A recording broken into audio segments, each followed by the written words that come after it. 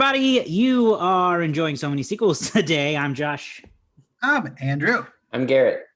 And I'm David. Andrew, that little sing song. I'm Andrew. And I'm David. Hey, Josh, beautiful. I don't know if you're aware, but we're accidentally matching. Whoa. Yeah, you guys are. Look at that. Hey, yours is green.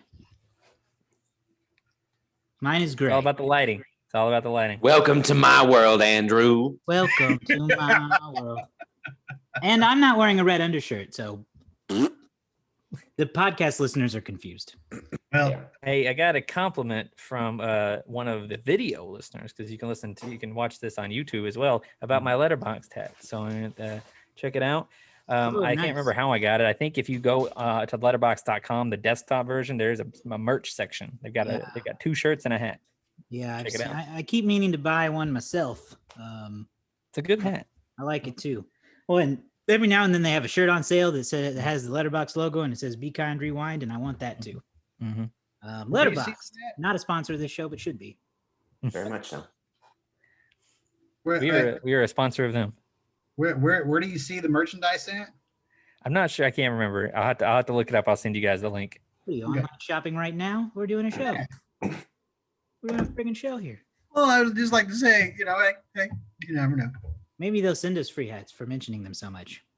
Oh, if only. If only. All right. Hey, we could still hope. So let's talk about some of the things going on in the world lately. One of the big ones is we just wrapped up the Oscars, a very late Oscars. Yes. An Oscars that some are surprised even happened.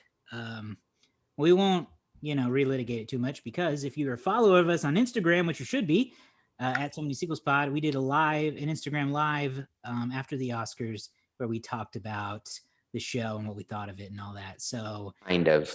Somebody was left out.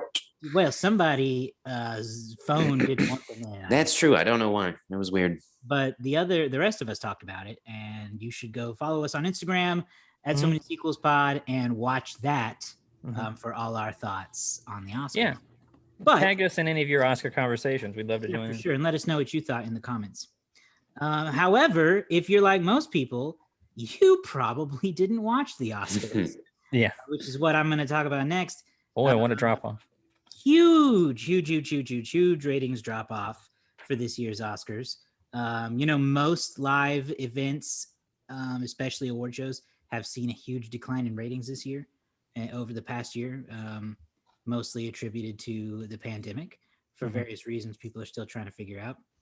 But the Oscars this year fell below 10 million viewers for the first time ever. Wow. Yeah. And I was trying to see if there was a...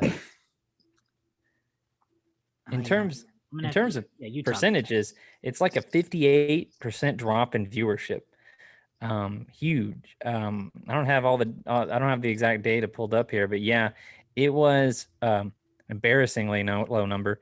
And we've seen that in a lot of different categories. I mean, even like live sports is not the juggernaut it used to be. It's still one of the biggest things these days. But whether it's the pandemic or whether it's just a continuing trend for television in general, cable television or network television, either way, it's sad to see so few people tune in. I guess I don't know. I don't know how the actual I didn't watch the actual presentation myself, except for the last 15 minutes. Well, I think people are just, I don't think anybody watched movies, really. I mean, nobody really probably had seen the majority of these films. We're a different breed of people who see as many as we can.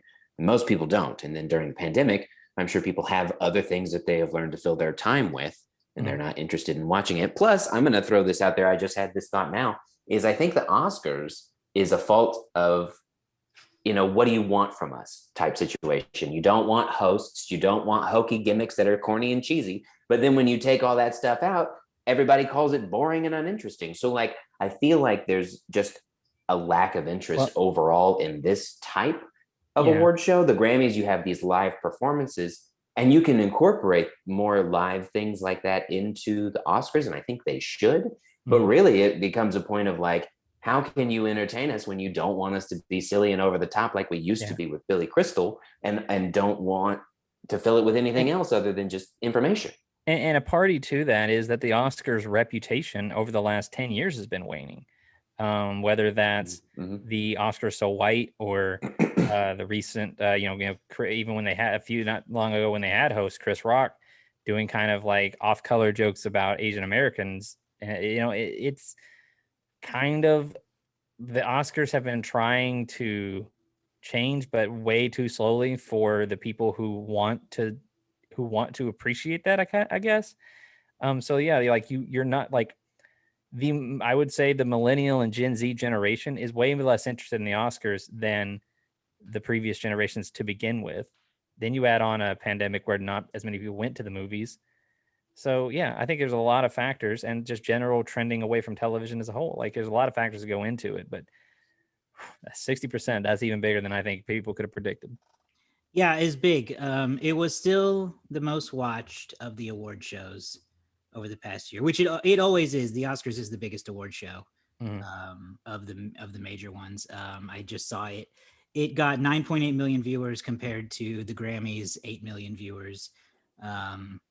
Wow. It dropped off from 23 million last year. So it is very weird, and I think it's going to take a lot of like studying and research and polling to figure out what exactly happened, because I feel like there's like a rebuttal to every explanation you can come up with. Well, there wasn't many movies coming out. Okay, well, the movies that get nominated for Oscars, y'all don't really watch anyway, so it's not like Black Widow was going to be up there at Best Picture. So what are you really missing? You weren't watching it anyway. Well, and then it's like, well, we want to watch streaming movies at home. Okay, well, do you though? Because I don't really know that you're doing that either, because you haven't seen these movies that have been available for streaming at home. So it's a lot of weirdness to figure out what exactly the issue is. You know what would be interesting? Make it you have all these movie stars and you have all these people involved. Make the Oscars a 2-hour movie. Put it on TV, treat it like a movie, and throughout, somehow, I don't know, somebody more creative than me, throughout the show, you give out the Oscars as part of the movie. If you're going to take a lead from what the Grammys is or trying to be, is a big concert, and even though most people don't necessarily watch that, you find a way to make it a movie. Yeah. Rather than like a formal, big, glamorous ball, because I don't think that type of thing is interesting enough to get, especially people our age and younger. As much as I like the Oscars, I don't really care about the thing itself. I like to watch it and hear the speeches and things, but like I can also do that tomorrow. And I don't have to watch it. As a stats nerd, it's the stat aspect of it for me. I want to know, who's taking home those awards, how many awards did this make for this, how many that for that, that kind of stuff interests me. It's not necessarily the elegance and the extravagance of it. That's never really been the appeal for me. No. I say you go opposite. Stop trying to be the big show broadcasting. I mean, you're waning anyway. If it ever drops below like 3 million, start narrow casting. Forget broadcasting. You put it on.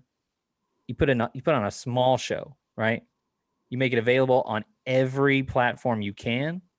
Like you put it on Twitch, you put it on YouTube, you put it on every social media app there is. The people who want to watch will watch in that scenario. You make it a viral thing because the people who really care will be making GIFs. They'll be out there. I mean, look at the Battle of the Joshes that happened a little while ago.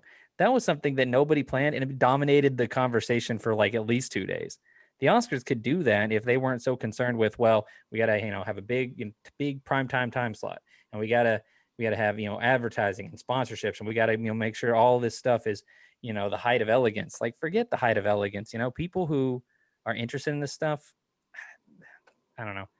I think you're right. I think there's a few different ways you could fix it in the long run. I agree, because it needs to be on more platforms. Yeah, like, look, this is a message to Hollywood. Y'all got to get off TV. Yeah. Nobody cares about TV. Y'all got to quit TV. It's done. And I think that goes for everything that you can imagine. Like, how many, you look at the younger generation, and they're so into watching YouTube. And that is a thing where they can easily put their platform on YouTube ABC can live stream on YouTube. I don't know if they did. They should. You can work with YouTubers. You can work with Twitchers, and they have the ability to bring in those people. But yes, they don't. The problem is that the networks and everything else, they haven't figured out how to monetize that in a way that is making more money than still doing it on TV. That's their own damn fault. But they need to get more people in there who can think, this is what we need to do, and this is how we're going to make it lucrative. Yeah, I mean, it has to happen at some point, because there are literally singular individuals making hundreds of thousands of dollars every year, just twitching by themselves, monetizing on their own.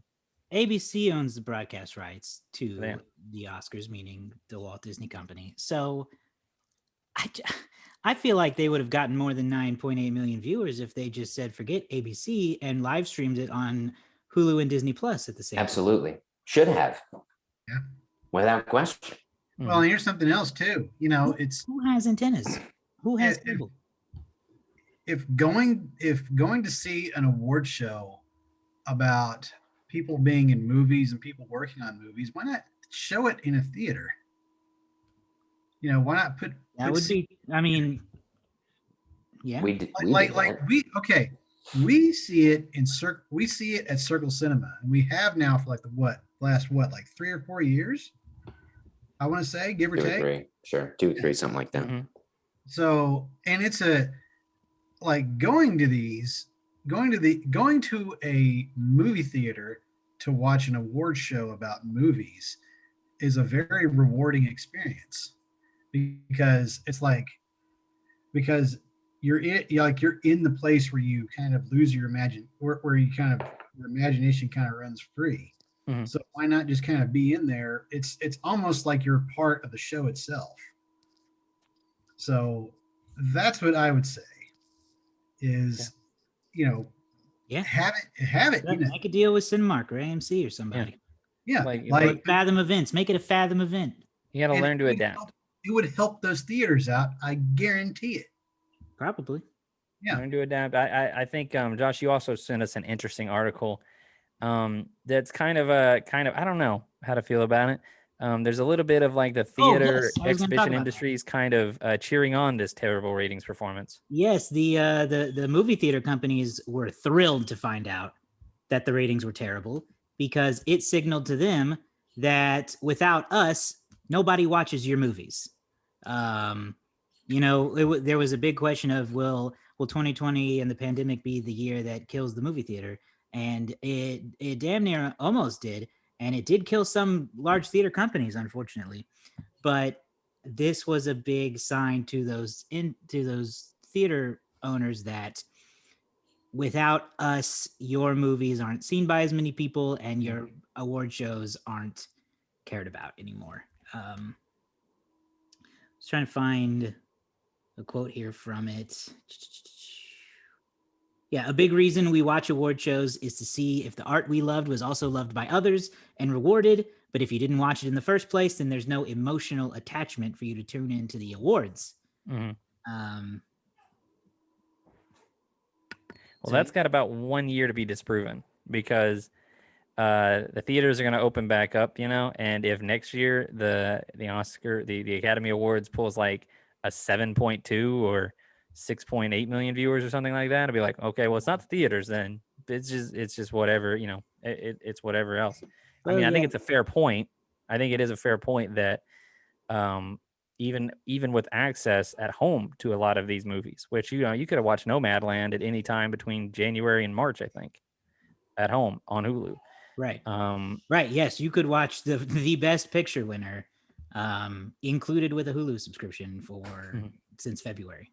Well, and I think that it also winner, director winner, and actress winner. So it proves that, I mean, as much as people still don't necessarily love the theater experience, there is an experience at the theater that's being had, whether it's like people going on dates or parents trying to get away from their kids, or parents trying to get their kids into a quiet place for a couple of hours. There are things that the movie theaters still provide that allow people to go see those movies where you still can't do that in the house. And I think that for a lot of people, I don't want to do anything too big. but I don't want to be in the house anymore. Let's go see a movie. When you have Marvel events, people like to go to those together in big groups. You couldn't really do that for those superhero kind of movies. And I think that those experiences still bring a lot of people together. And then, movies that just look better on a big screen. I think that people want the big explosions. They don't necessarily like it on their TV. They want to see that big explosion on that TV.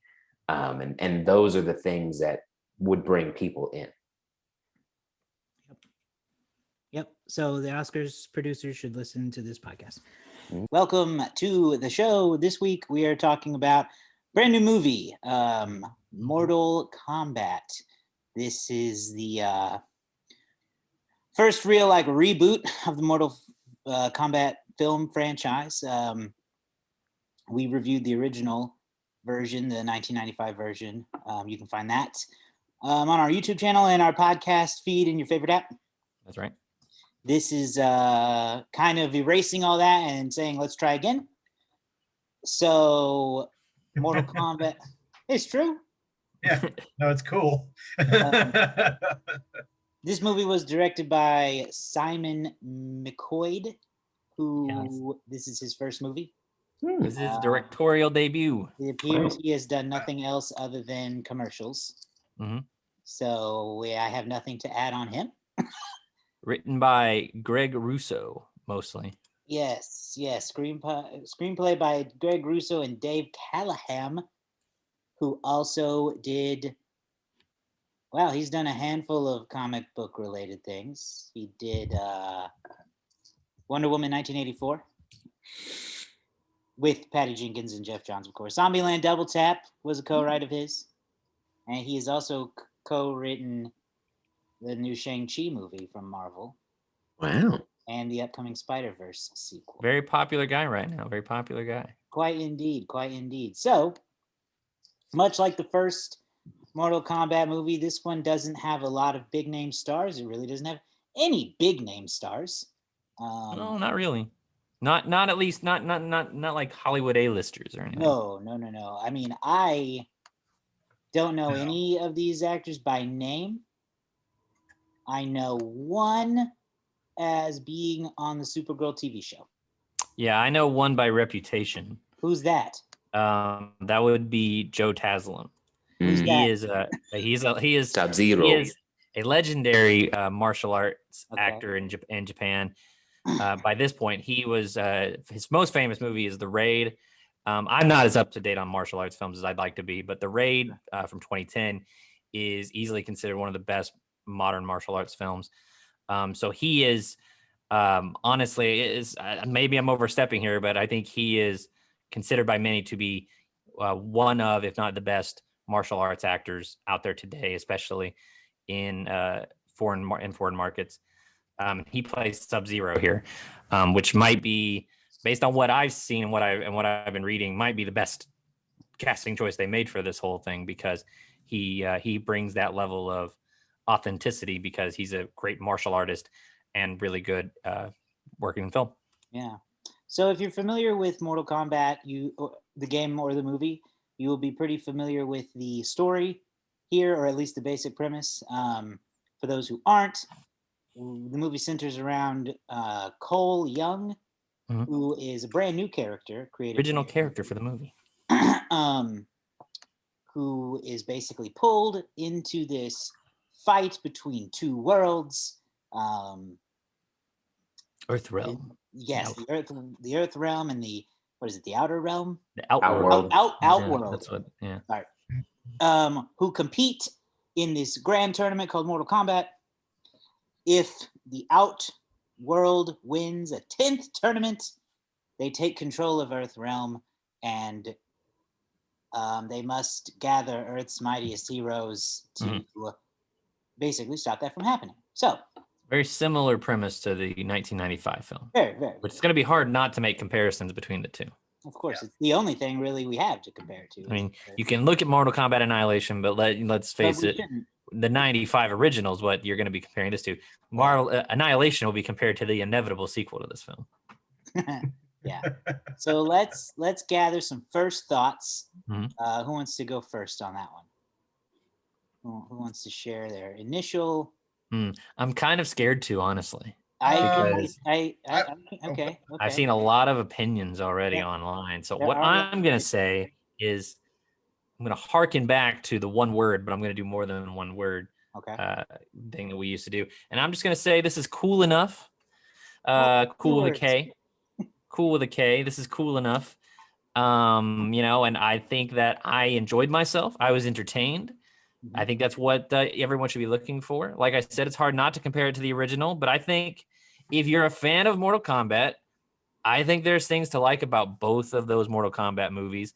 And there's probably, I'm sure there's things that could have been a little better. There's things that could have been a lot worse. But I was entertained. So I'd say it was cool enough for me. Okay. Andrew, why don't you go next? Yeah, Goro. Yeah, apologize for interrupting. It was pretty good. Oh, he froze on that. Okay. I was gonna say I thought that was, I genuinely can't tell if he froze or if that was all he had to say. That was I thought that was an epic pause he was making. Yeah, we'll just keep talking until he comes back, or maybe I'll. There was a butt coming. Okay, well, yeah, well, he said it was pretty good. So until Andrew comes back, I will just give him. Oh no, he's back. Okay. Oh, he's back. He teleported. So the last thing. Missed whatever else you might have said. I don't know what's wrong with my. That's fine. Just roll with it. Just go with it. The last thing we heard you say was you thought it was pretty good. Pick up from there and rock and roll. Okay, I thought it was pretty good. It was. It wasn't. I didn't find it predictable. I will say that. Like, I did not find this movie predictable. And I had a pretty good time watching this because I loved each and every backstory. I love the backstory of Scorpion. I love how that got brought up. I like that there is a multi-dimensional history to it. I thought the effects were actually really cool. So it was fun. I will say, excuse me, I didn't really care for the ending, but I kind of saw that coming as well because I'm like, it's more, well, we'll get into that later, but that's my opinion and I'm sticking to it. Mm-hmm. Okay. So not very predictable. So pretty good for yet him. You saw the ending coming. Mm-hmm. Okay. Just going to put a pin in that one. Fair enough. Then I will go next. I also thought it was cool enough to borrow from David. I thought it was worlds better than the original one, which I still think is just the heapingest pile of shit I've seen in quite some time. Second one. Watch the second one. It's gonna make that. It's gonna make that first one look like a masterpiece. Video game movie ever. This one was way better. It is. It brought back the aspects of Mortal Kombat that they didn't put in the original. The extreme violence and the fatalities. Those were welcome, I thought, and not overdone. The handful, I don't know, the 3 or 4 true fatalities we got were pretty cool. I enjoyed watching those. I thought the characters were much better this time around, with a couple of exceptions. Mainly one exception. And the story was good enough, although I don't think you really come to this for like a super strong story, so that is fine. So I would say it is an improvement.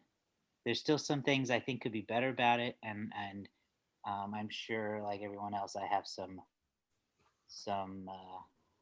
thoughts to add a little later about some things. We've lost. Oh, there he is. Internet is busy today. Apparently. So I don't think there was. I mean, if you listened to last week, I don't think there's any way that you thought I was going to hate this movie, and you were right. I very much enjoyed it, and it improved on what 95 did. You look back at the original Mortal Kombat game, and you go, this caused a bunch of people to go up in arms over this. And then you look at it now and go, and that's exactly what this movie did. Was it took what that first one did and it went, okay, well, let's modernize it to 2021. And so then you go back and you watch that 95 one and you go, no. Fatalities are there. It's bloody, it's gory, it's a huge fight scene with a story thrown together. But I think that the reason that a lot of people may not enjoy some of the story is that they don't necessarily get that tournament aspect that they come for. But then at the same time, if you go back to what we said last time, is that Mortal Kombat is so big that if you just focus on the tournament, then you lose aspects of these characters. And I think this one builds towards that showdown type of end of the world type situation. It definitely does. You get a backstory for the characters. You get a build for what this is. This sets up a lot of the lore that was missing in those original ones. And so it's high action. The story's probably not what most people think it's going to be, but it leaves it open for more to come in the second one, if there is a second one, which I certainly hope so. And that's pretty much that's the standard these days. In 1995, there wasn't this idea of like creating franchises for the way that there is. Even I mean, like, there were franchises back then, there were sequels back then, but today, it's all about like, how can we make a lot of these, and we really work this franchise to the best of our abilities, and make sure that we have a Mortal Kombat 2 and 3, and that those are well liked. I gotta say, I'm just gonna go right out and say something that I did not expect to say. This movie is Kano for me. Kano was the most entertaining character in the film, and I feel like by a wide margin. And not to say that he's a likable guy, he's an a-hole, but he is honestly he has the most personality of any of the characters presented. Everybody else is just kind of like stereotypical badass, which is fine, but like, Kano has so much humor, and he genuinely made me laugh multiple times, despite not really, I don't feel like he necessarily said anything that original at times, but it still made me laugh because everybody else is so serious that him just being like, how about I shove your arms up your ass? I was saying, and he's like, you take that sombrero and we'll tassel. Like, the whole thing was really just so much more energy. I mean, you talk about an actor, it's Lawson, but what's his first? Josh, I think it's his first name. Josh Lawson, taking an opportunity and running with it. I feel like he really nailed it. I liked this version of Liu Kang pretty well. It's kind of funny because he's the main character in that original movie, and I think the sequel too, he's the main character. And here he's kind of more reduced to like the exposition guy, who just kind of gives us all the information, which isn't too bad. His fights are great, but I was when he showed up, I was kind of like, oh, Liu Kang, they're great. He's one of the main guys. This will be great, because I didn't really know. Obviously, nobody knows this Coleman Young character. He's brand new, and I just wasn't feeling him as much as I, in terms of nostalgia, feel for Liu Kang in that original movie. So it was nice when he showed up. I really enjoyed him. I thought Jax was fine, and I thought it was kind of funny watching the movie with my wife. So spoiler alerts, I think we're already into, but watching the movie with my wife. Sub-Zero fights Jax. That ends a certain way. Now, I'm not the biggest Mortal Kombat guy. I've not really played very many of the games. I've watched the games we played. Every year when the trailers come out, I usually watch the trailers because they're usually crazy. And so the Sub-Zero fights Jax, and spoiler alerts, arms get taken off, and he gets knocked down. My wife goes, "Oh, that's too bad. I was starting to like him," and I was like, "Well, he may come back." And she goes, "How is he going to come back? That his arm is frozen off." And I said, "Well, I don't really know a lot about Mortal Kombat, but I know there's a black guy with robot arms." So I don't know what his name is, and I don't know his history, but that might be that guy. He has no arms and he's black, so he might be the guy with robot arms. I thought he was really good. He's the guy from Supergirl, right? I thought he's pretty solid in this as well. I feel like everybody played their part as well as they can be played, but for me, the performance of the movie is Kano. It's Josh Lawson as Kano. So that's my glowing review there. What do you guys think the performance is here? I think that's pretty fair. Kano is a standout. I don't want to repeat too much of what you said, but so I will go into one of my nitpicks of the performances or characters. I know even less about Mortal Kombat than you, David. So I think that's where we are in the hierarchy. I didn't know that the Cole character wasn't a character until afterward when I was reading about the movie. And it doesn't matter that he's not new. I am curious why they created a new character versus using one of the many established ones they already have. Especially when, for me, I thought he was, as the main character, unfortunately, like the least interesting character in the movie. He didn't have a lot going for him in terms of me wanting to really root for him or push for him. He had, again, spoilers, kind of like the lamest power,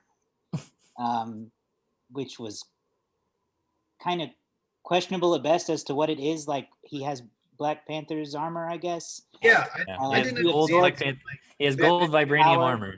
Yeah. Yeah. And then I noticed this especially towards the I don't know, 3/4 of the movie when they paired off and started doing these fights. Like, you and I will get him, you go get them. And Cole went with Liu Kang to go fight the guy that looks like someone from Fallout and the girl whose mouth unhinges open, right? Oh yeah, I had all those character names. And I noticed during that fight scene that Cole did very little fighting. He did almost nothing for a lot of that. And so I was just really trying to figure out why he was the main character. It was bothersome. He was really spent after that fight with Goro.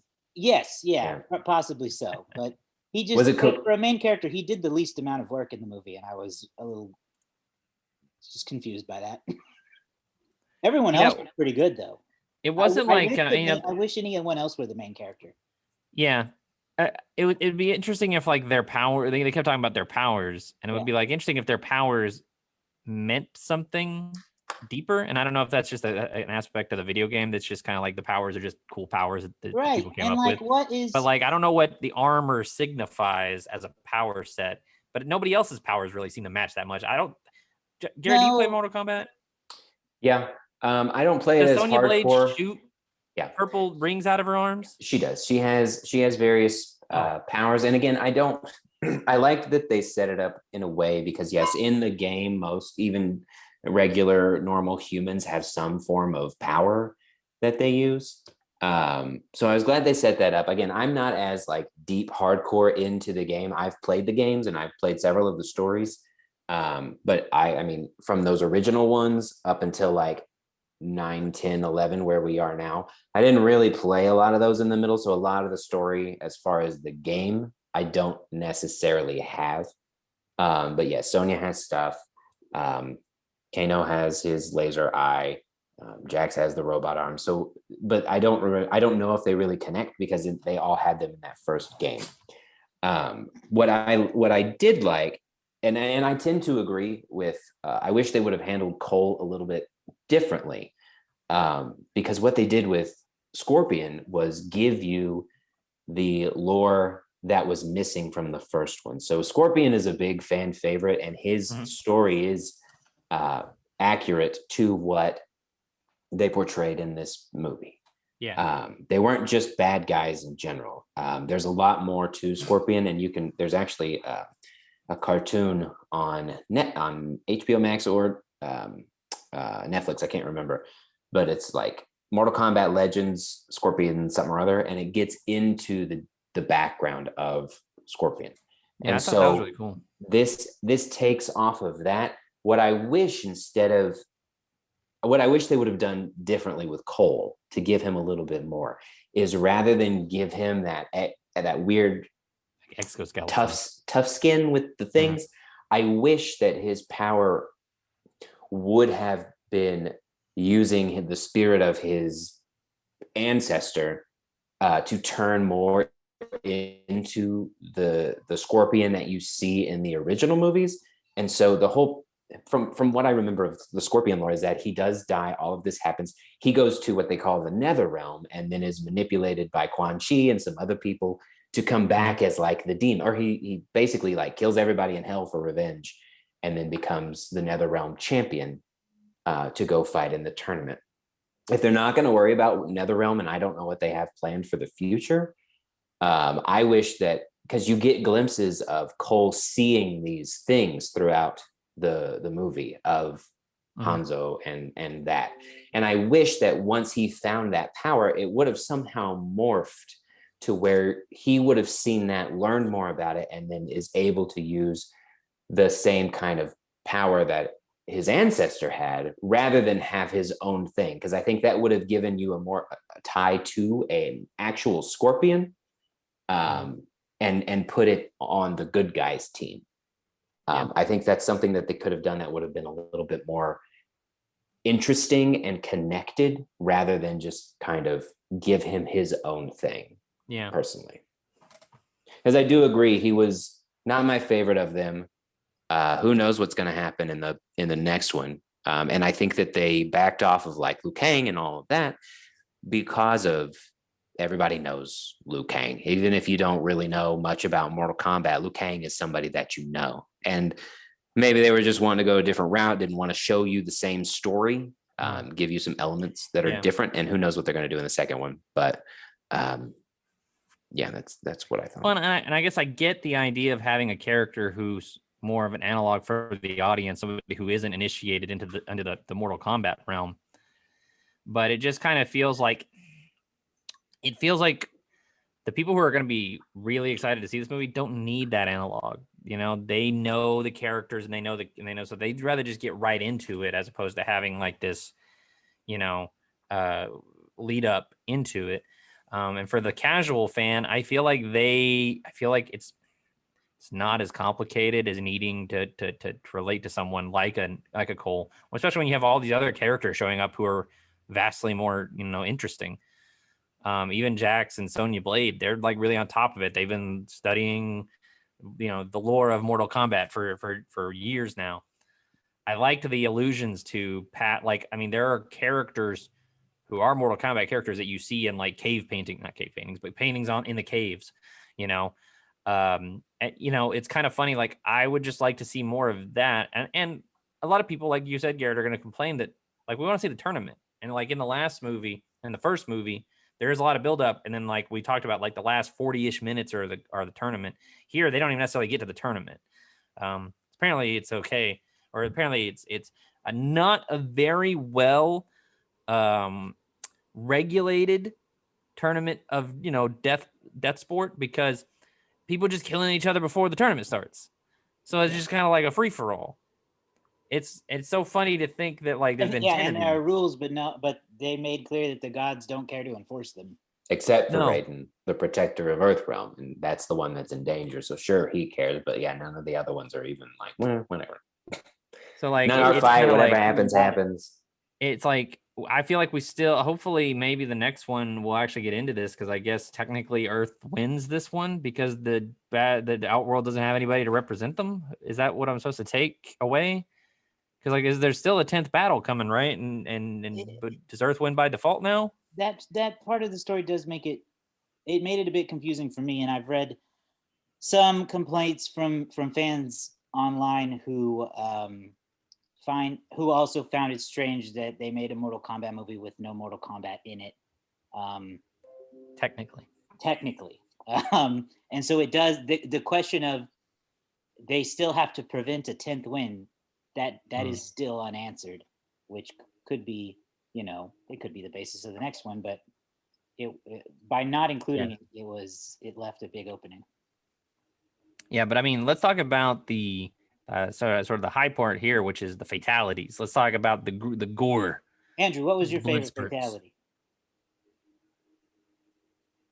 Probably when Kung Lao, like cut that person in half.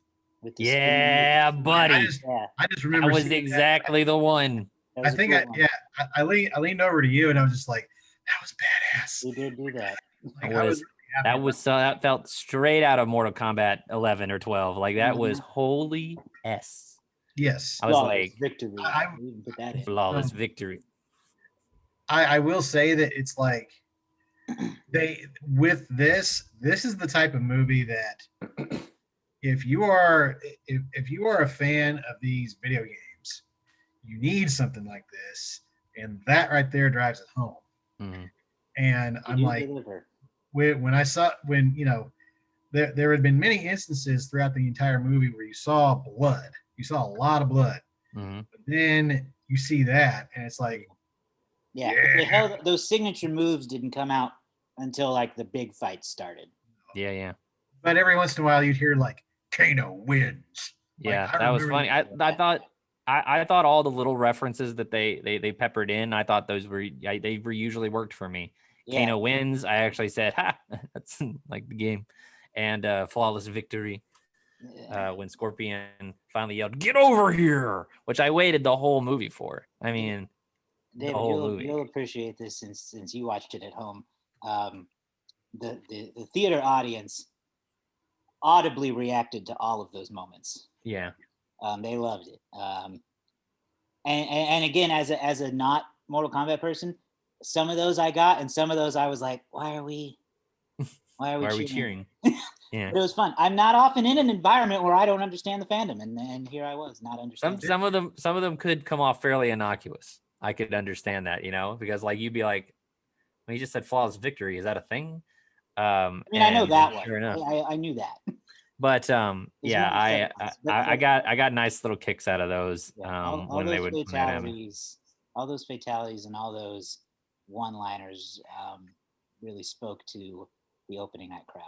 What about you, Garrett? Other than that chick who looks like she's she looked like this girl from a show. I can't remember the name of the show, but like Gossip Girl or something. She looked like Gossip Girl with wings. Maybe I'm thinking of the wrong person.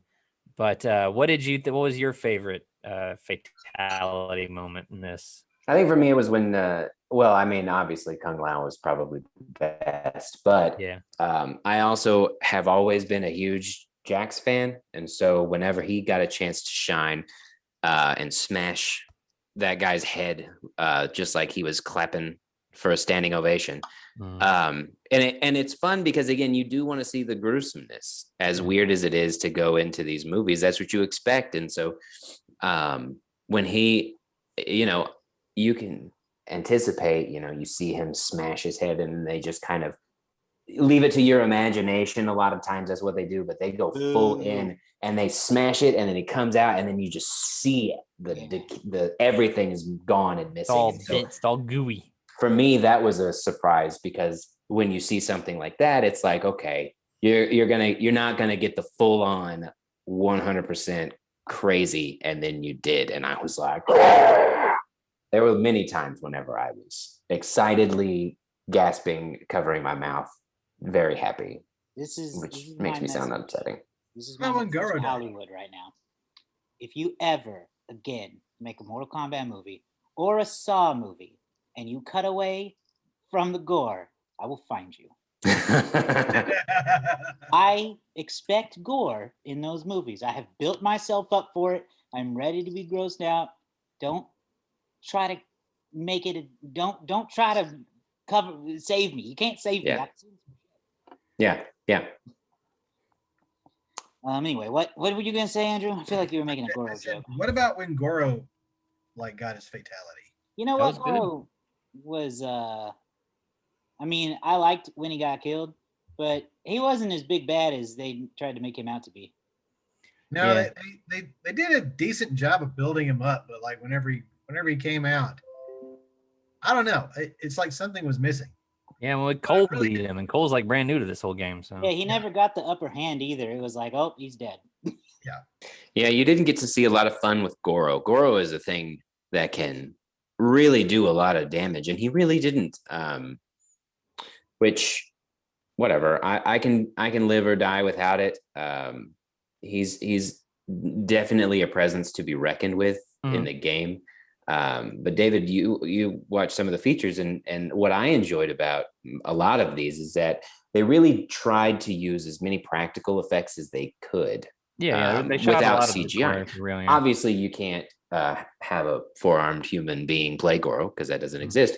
But what I did see in the brief clip that they had in some of the extras is that Goro's not fully a CGI person. And in the fights, they had a person on stilts and a person underneath. And it was actual, like they were in sync or tied together to where their arms would move. And you see the blue screen of the guy playing Cole fighting this 4-armed human on stilts and standing. And I thought that was a really good aspect of they wanted to do a good job of bringing the realism of the fights and the martial arts along with the fantasy elements that you get in the game. And so that was a really impressive thing to see, that they could have easily just made it fully CGI and not have to worry about it. But the fact that they took that time to make it look real and be a part of it was really a dedication, I thought.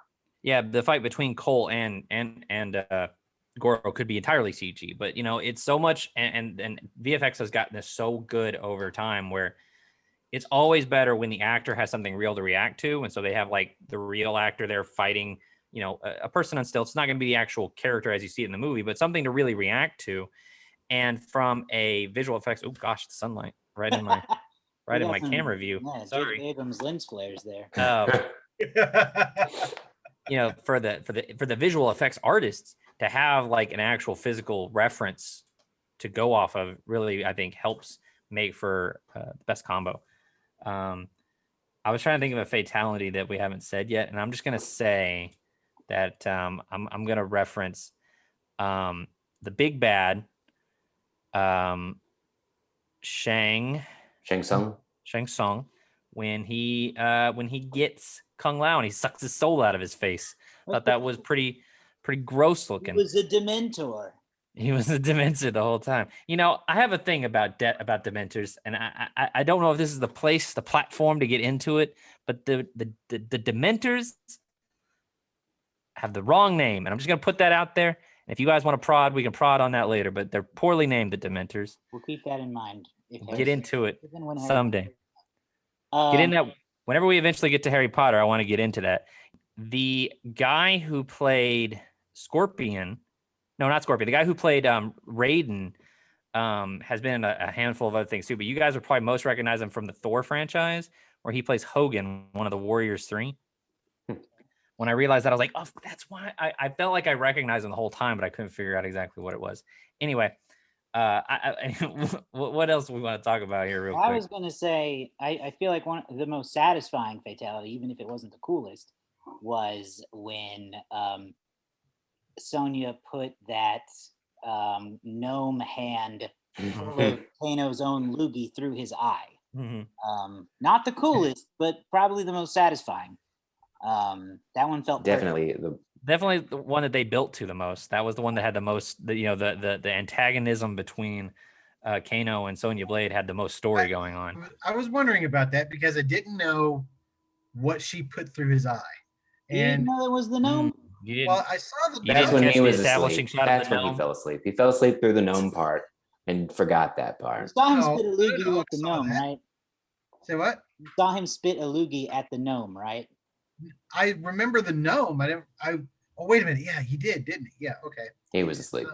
I was not asleep. I hate gnomes. No, he fell asleep later. I hate right? gnomes. They're disgusting. Finally, I was gonna. This is. I feel like Sonya did not get justice in this movie because why is she the only one who we don't get to see discover her power? She just shows up with him. I feel like she's not. She deserves better than that. Yeah, the rings. Yeah, but we didn't see it. We didn't see it.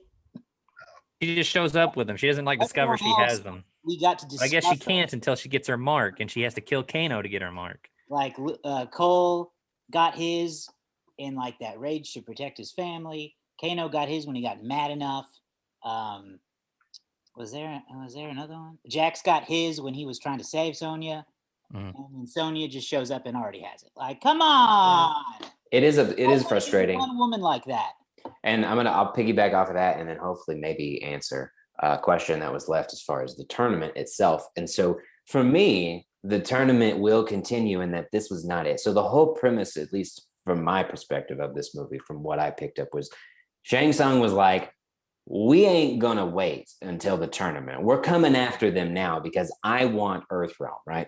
So he brought in all his people to attack their champions because somehow he knows who the champions are. And so he brought them in to get them. Near the end, he said something along the lines of, I'm always going to have champions. And so my assumption as to what they're going to do is that a lot of these here are just the initial, and then we're going to have more that are going to be on the side of Outworld, because I assume that they're not going to worry about any of the other realms, and it will be Earthrealm versus Outworld. And so any of the characters in Mortal Kombat that are demonic or monstery or evil can fight for Shang Tsung, and he'll just recruit them to be his champions in the tournament. And then Raiden also at the end said that I have to recruit more champions. Thus, you get the tease for who you get the tease for in the upcoming second movie. So I don't think that the tournament's even begun. I think it will continue, and that they will still have to fight the tournament because, again, the other elder gods outside of Raiden don't seem to care about the rules being broken. So I have no reason to believe that the tournament would have been postponed or anything. It's just he didn't get the leg up early, and now they have to battle in the actual tournament with updated champions is how I assume they're going to do it. And then if they knew they were going to do that, it's definitely frustrating. It would have been great to see more of Sonya and how she got her powers and a little bit more of her story, because she was definitely throughout the whole movie stuck on I really want to know what's going on. She's the main person doing all of the research and the only one without a mark. And so that is why it's really unsatisfying that she just shows up with her powers, because she worked really hard and throughout the whole movie was like, you're not a champion, you're not good enough. And then she finally gets it and then just shows up and you don't get anything out of it. So that was really definitely frustrating from a storytelling standpoint. Yeah, well, they were in rush mode by the end, man. You know, they came up with this idea of like, all right, these guys tried to get us. Let's all go jump them, you know. And that's basically what they do is, and this is kind of an interesting way to call to the Mortal Kombat premise is Raiden's just summoning these guys from wherever they are into new places to fight, you know. And so like there's like a race. There's like a race against time that there's not really a time for. Like it's not like, oh, the tournament starts in 24 hours. So if you guys want to, you know, wreck these guys, you got to do it fast. But like the actual fights that we get, this like, you know, back and forth, like I get this guy, you get that guy fights. It's like a montage essentially that we just kind of like go through very quickly for the end of the movie. So it feels a little unsatisfying because it's like they're racing a clock that they don't seem to have to race. Man, this sunlight keeps getting in my gum camera. Andrew, what did you have to say that you pretended to be frozen about? No, that's kind of where I was like, so the whole movie is a buildup of really to a second film. That's kind of how I look at it. Is that how you feel? Yes, that is kind of how I feel. And the thing is that I knew that it was getting a little predictable because I knew that all of this buildup was getting long, and like that's where I felt like well we're actually not going to see the actual tournament itself, which is fine for what we got. I mean, I'm happy with what we got. If that is a precursor for things to come, then all right, then I hope there is a second one, and I hope it's better than the first. And Garrett, can I ask, what other than Johnny Cage, who we got a tease of, who are you wanting to see in a Mortal Kombat 2? Oh man, You know, honestly, my favorites have always been some of the original ones. Johnny Cage obviously is one that I'm very excited about. Jax was there, and that's what I didn't like about the first one. Is again, I've always loved Jax, and so they have him in there.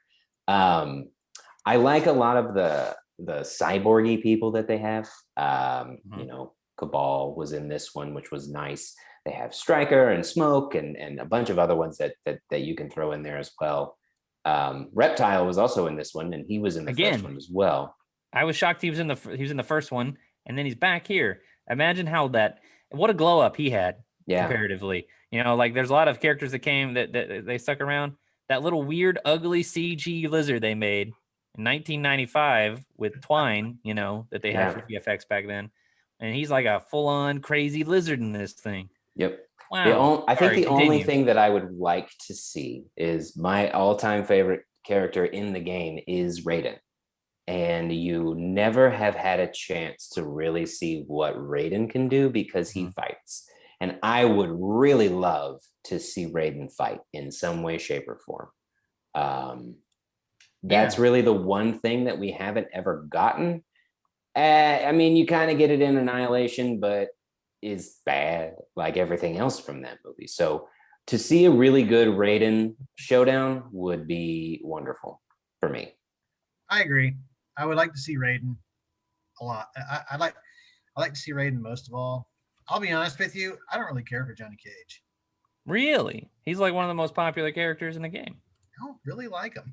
The game's the only casting, like if you don't cast Joel McHale to be Johnny Cage in this movie, you're so out of your. I mean, listen, Joel McHale's a recognizable name, one step above, in my opinion, Mehcad Brooks, who plays Jax. I think most people would go, I know Joe McHale, but they would go, I don't know why. And he is an arrogant, buff Hollywood jerk, and that is Johnny Cage to a T. And he plays Johnny Cage in the cartoon version of the Mortal Kombat Legends about Scorpion that I talked about earlier. So he's already done it. Just put him in the thing. It's perfect. Let me cast him. I'll do it. See, now I'm shocked because the obvious choice, and here's what I will agree that we need to go unobvious. I would thought the obvious choice is like Ryan Reynolds.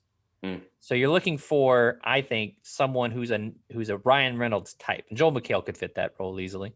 He's B-list Ryan Reynolds, and I love Joel McHale. That's not an insult. He's just not on Ryan Reynolds level. I'm trying to think of somebody in that same vein as a Ryan Reynolds, but maybe not Ryan Reynolds, because I feel like that's a really obvious choice. Sure. And people would be taken out of it by being Ryan Reynolds. He's too famous. Again, what I like about this is that they don't have like those standout blockbuster stars. Yeah. Keep it small. Trying to think of someone who would work.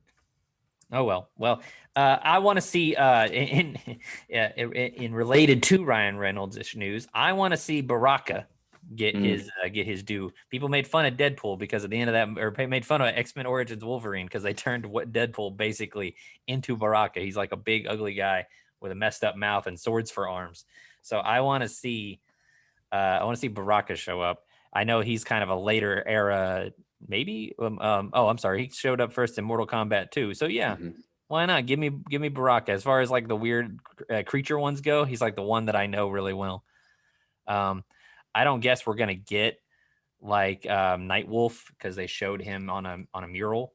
Yeah. But I always liked playing. The few times that I've ever actually gotten to play Mortal Kombat stuff and got killed at, I liked picking Nightwolf because he's just different. If there's one I can say that I thought was terrifying, like whenever I was growing up and in Mortal Kombat, was Motaro. Motaro. Yeah, Motaro. He was in Annihilation. Oh, was he? Yeah. Okay. I thought the character of Motaro was, I think, even scarier. Oh, yeah, okay. Because like Motaro has like, he's got the body, like the torso of a man. He's got goat horns coming out of his head, and the rest of his body is like he's a centaur. Like there you essentially go. Like a bull. Like here. With a giant whipped tail. He was played by Malibu, the American Gladiator in Annihilation. Ew. That's fantastic. Did you guys watch American Gladiators? I did. Mhm. I don't remember Malibu specifically. They all had names like that. Laser, Pyro Blazer, and gyro.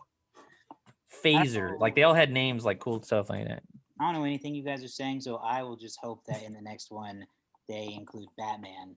Hey, yeah, don't they have Mortal Kombat versus the DC They universe? do have a Mortal Kombat versus DC, and I would love Oh it. man, Flashpoint is in gonna that be. world, so I choose Batman.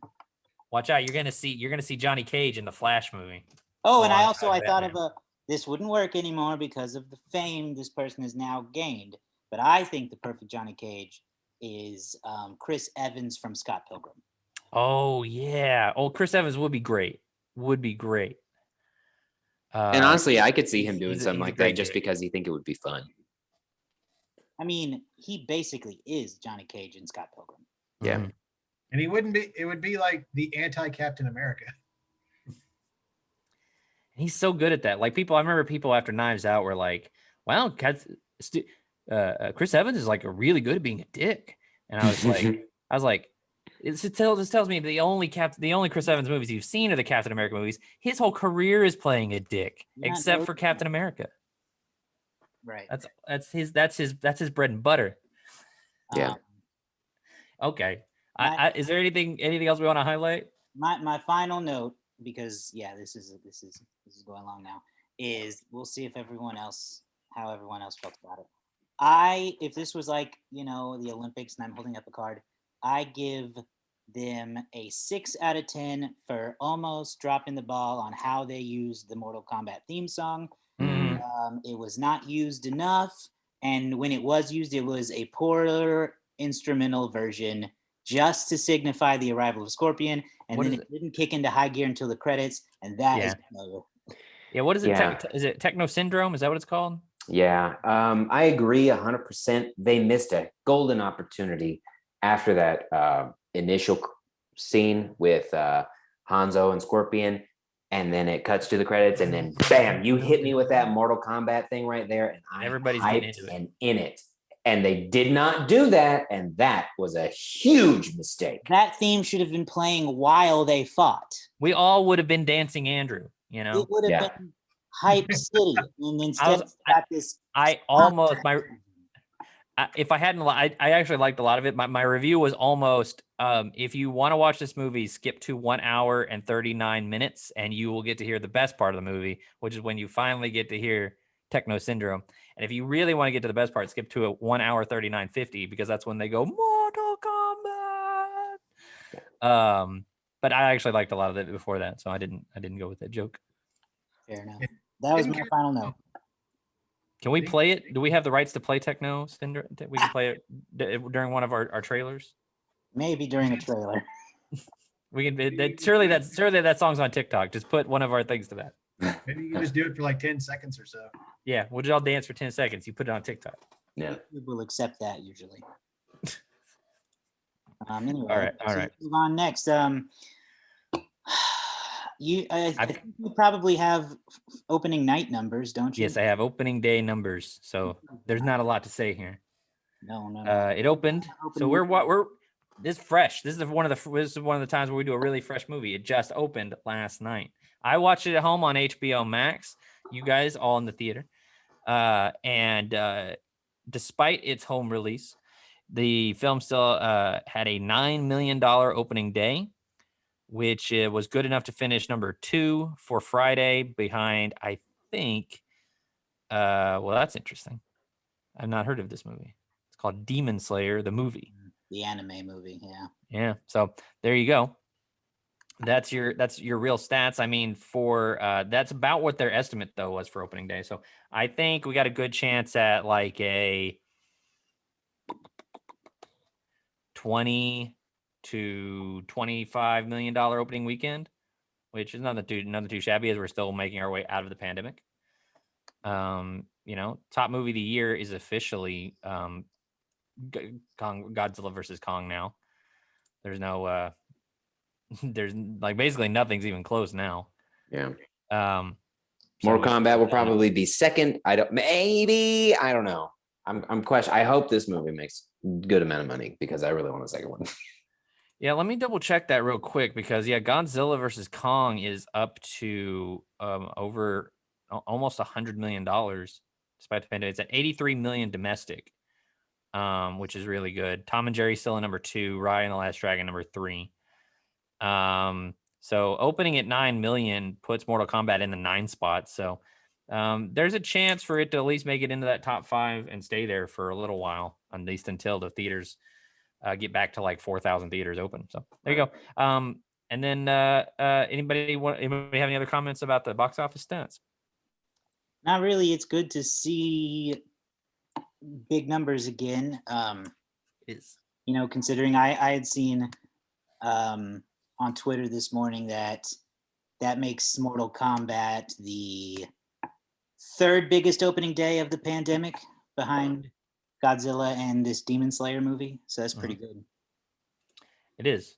And, I don't know if this will have too much of an impact on like HBO Max's number. They added apparently just under 3 million between January and March, or mid-January and April. So we'll see if quarter 2 goes as well for them in terms of their growth there. But all right, let's move on to the letterbox game. One of our favorite things to do here. And I won last week. I won the original Mortal Kombat. It was a fatality against all of you. So here we are. We're on letterbox.com is our favorite site. You can find us there, So Many Sequels, or our individual accounts as well. And so far, we have 23,000 ratings for Mortal Kombat 2021. Combat with a K. What do you guys think the aggregate is, the average score? I'm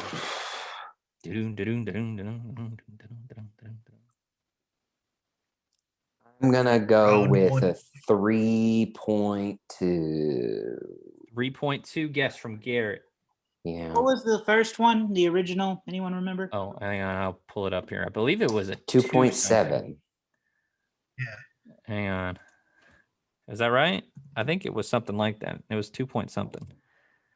Mortal Kombat. I'm going to guess a 3.0 then. A 3.0 is what Josh is guessing. So a 3.2 from Garrett, 3.0 from Josh. Andrew, are you going to go high or are you going to go under him? The original Mortal Kombat was 2.6. So I will say that this is better quality. Mm-hmm.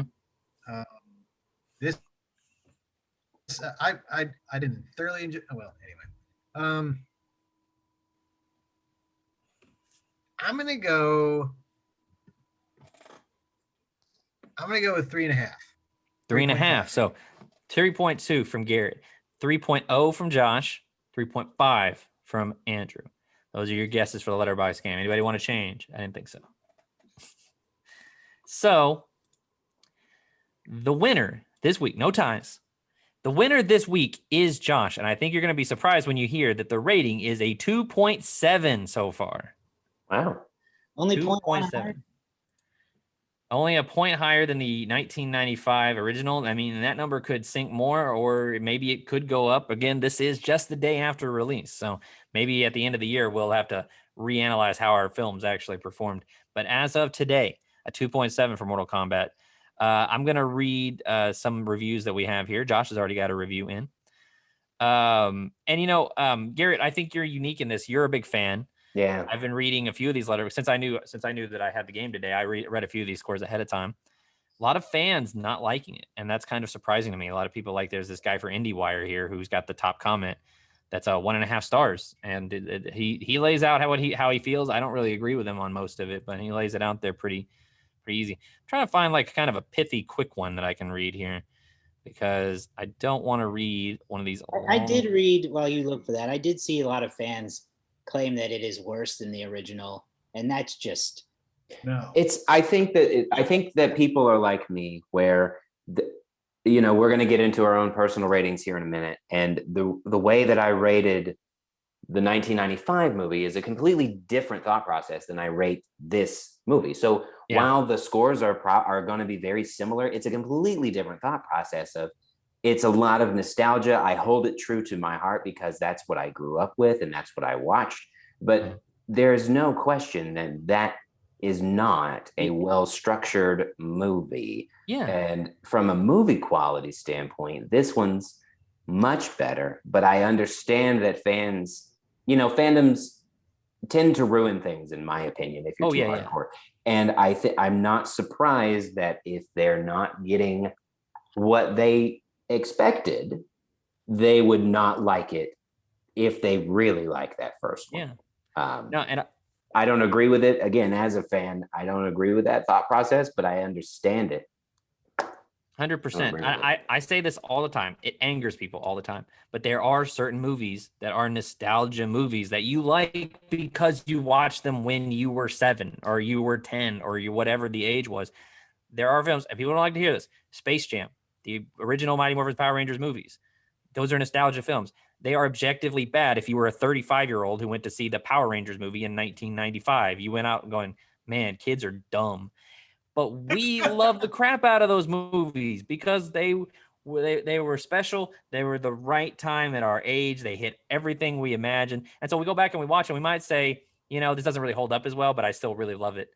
There are some movies that you feel the same way about. And then you go back and you go, wow, these hold up like great. Like the original Toy Story holds up great. Mortal Kombat doesn't hold up that great. That doesn't mean you can't love it because it still brings you, it takes you back to that simpler time. So I don't like people who act like this movie somehow owes something to the people who still say that the original Mortal Kombat is the best video game movie ever. Like, I kind of feel like that's just what they want to believe, whether or not it's actually true or not. Yep. Anyway, here's a great review, 2 stars. It just says, finish me. I'm trying to find I'm trying to get one more pithy review in here. My review will say gore ? Oh, gore galore, because like Goro, get it? No. Yes. Okay, here we go. 4 stars. Cheesy lines, check. Blood, check. Fatalities, check. Bad Raiden, check. Bad story, check. I love it. That's the whole review. There you go. What did we think, guys? I'll lead off. I'm going to give it a 3.5. Maybe 3.5 because I was quite entertained. Giving it a 1.5 star for Kano alone. Made me laugh when my baby was trying to make me feed him a bottle. I'm gonna give it a 3. In a perfect world, I would be allowed to do 2.75 on Letterboxd because I think that's where my heart truly lies. But I don't want to say 2.5. I don't, and 3 just feels the fairest. Yeah. I would also Perfect give middle of the room. 3 from Andrew as well. And Garrett, let's hear this 5-star review real quick. Not a 5. I'm going to give it. Thing. I will equally give it a 4, as I gave the one last week on again a completely different scale. The 4 stars that I gave for the 95 one is based on pure nostalgia, just like you and I talked about, David. This one is based on my entertainment. Again, as a fan, I very much enjoyed it. It gave me the brutality that I missed. It hit on a lot of things that we talked about. And while I understand how people might feel a little underwhelmed with the story they got, I hope that they are thinking towards the future. One of the reviews that I read of the 95 one was, I love that they killed off the 2 major villains without any thinking of the future. And I think that they have more in line. And so it's a 4 stars from me with hope that they will pick up as far as like story elements that may have been messed or left out of this one, picked up in the second one. So it's a 4 from me. Yeah. Yeah, I think that this movie will probably get a sequel, and I look forward to it. I think they'll improve based on this. I don't think this is a bad start. This is as good to me as that 2014 Godzilla. Yeah. But this one actually has more entertainment value. So, well, that makes our collective score 3.5 when rounded up. So that's where it is. Probably fine. That's a little bit better than John. Okay, I'm fine with that. Higher than Letterboxd as it stands now, but if it's being time will tell by angry fans, and that's how it's going to be. All right. Maybe, Well, that's it for us this week, I guess, right? What'd you say, Andrew? I said maybe HBO will pick it up and give it a Snyder We don't need that. cut. It's not normal. Oh, this one. What's his name? A McQuaid cut. Good movies at the beginning. No, I'm done with all the release. I don't want any more cuts. I don't need any more release anything. I feel like that was a special circumstance where a man had to leave a movie and it was picked up and he came back. Like, it was a very special circumstance. I don't want that to become normal. Let's not normalize that, as the kids say. Exactly, as the youth would say. Yeah. All right, well, that wraps up our discussion of Mortal Kombat. You can find it. Exactly. You can find it online on HBO Max. I think they're up for about a month after it's released. So depending on when you watch or listen to this, it may or may not still be there. Otherwise, check it out in theaters or just wait for it to come back to HBO Max, as it will someday. Other than that, find us online on Facebook, Instagram, and Twitter and Letterboxd. Subscribe to the show on YouTube or on your favorite podcasting app. We're on all of them. And we will be back very soon with another fun movie discussion, I hope. Yeah.